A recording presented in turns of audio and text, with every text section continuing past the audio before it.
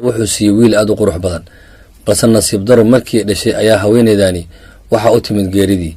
markii ay sakaraadiisay ayay ninkeeda waxay ku tiri, wiilkayga adiga ayaan kugu ogahay, yuusan dareemin inay hooyadii dhimatay. hooyadii waa ay dhimatay, waxaana isku soo haray wiilkii yaraa iyo aabihii. wiilkani ayaa waxaa loo bixiyey Axmed. Axmed aabihii wuxuu la noolaa 1 sano. aabihii aad ayuu u jeclaaday Axmed. sanad kadib aabihii wuxuu ku fikiray inuu xaas kala guursado si uu u helo qof cunuga u xanaanayso isla markaana u gasho booskii hooyadii. gabar ayuu guursaday aabihii. 1 sano kadib waxaa loo dhalay wiil, wuxuuna u bixiyey Raami. balse Axmed eedidii ma aysan ka soo bixin booskii uu ka filanayay. waxay bilowday inay u muujinayso nacayb isla markaana ay ka doorbidayso wiilkeeda Raami. Axmed wuxuu sidoo kula noolaa eedidii muddo 9 sano ah. kadib Mustafa oo ahaa Axmed iyo Raami aabahood waa uu xanuunsaday. markii uu arkay inuusan xanuunkan ka kicinin ayuu xaaskiisa u yeeray, wuxuuna ku yiri, wiilasheeda adiga ayaan kugu ogahay, yeesan iga dayacmin, hana u kala eexayn labadeeda wiil.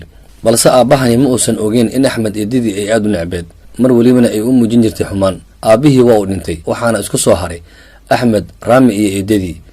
isla markiiba eedidii waxay la soo baxday dabeecadii xumaa, waxayna ku fikirtay inay Axmed nolosha ku cariiriso.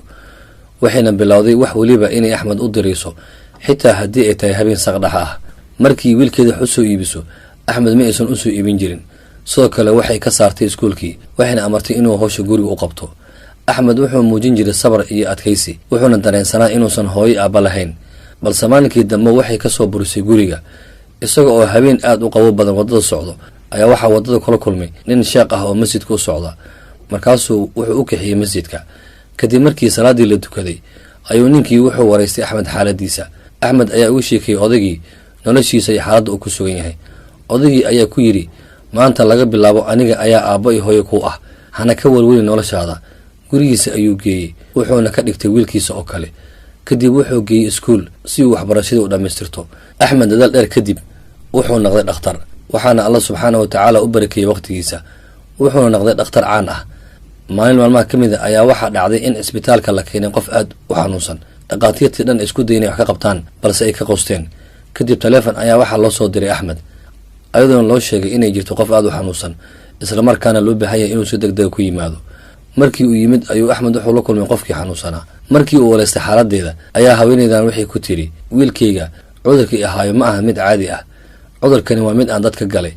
waxaan hadda ka hor si xun u ciqaabay wiil yar oo agoon ah oo hooyadii aabihii dhinteen oo aan eedo u ahaa.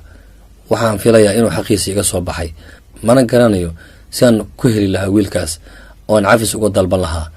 Axmed wuxuu ogaaday inay qofkani tahay eedadii. aad ayuu u ooyey, wuxuuna ku yiri, eedo, aniga Axmed ayaan ahay, ninkaaga wiilkiisa ayaan ahay, Raami walaalkii ayaan ahay. waan ku cafiyey, allana waxaan kaaga baryayaa inuu ku cafiyo dembigaagan u dhaafo. waxaan rajeynaya inaad ii noqoto hooyo, isla markaana aan kaa helo naxariistii hooyaday. balse waxaana kala dhex gala shaydaan, eebaha ku cafiyo, hooyaday ayaa tahay, dembigaagana Allah dhaafo. Raami markii uu maqlay walaalkii Axmed hadalkiisa ayuu ku soo cararay, wuxuuna ku yiri, xaqdara ayaan kuugu sameynay, ina saamax. maalinkii aad naga soo tagtay ilaa iyo hadda gurigeena wax farxada ma aysan soo gelin. muddo badan ayaan ku raadinaynay, balse hadda Allah ayaa na wada kulmiyey.